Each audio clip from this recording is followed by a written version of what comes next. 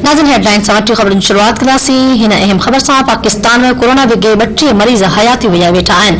NCOC मूजिबि मुल्क में वधीक 5327 नवनि केसनि जी तस्दीक थी आहे। अवांखे कोरोना जे मोज़ी वबा बाबति आगाही ॾेई रहिया आहियूं। पाकिस्तान में कोरोना विगे 32 मरीज़ हयाती विञाए वेठा आहिनि। एनसीओसी मूजिबि मुल्क में वधीक 5327 नवनि केसनि जी तस्दीक थी आहे। कोरोना जे हाकारी केसनि जी शरह 9.65% रिकॉर्ड कई वई आहे।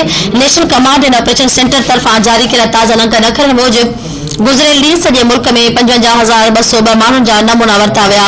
एनसीओसी मूजिबि मुल्क में कोरोना जी वधीक 5,397 नवनि केसनि जी तस्दीक कई वई आहे, जॾहिं त कोरोना वायरस जे हाकारी केसनि जी शरह 9.65% रही आहे। एनसीओसी मूजिबि पाकिस्तान में कोरोना विगे 32 मरीज़ फोत थियण बाद हयाती विञाईंदड़ जो अंग वधी 29,301 थी वियो।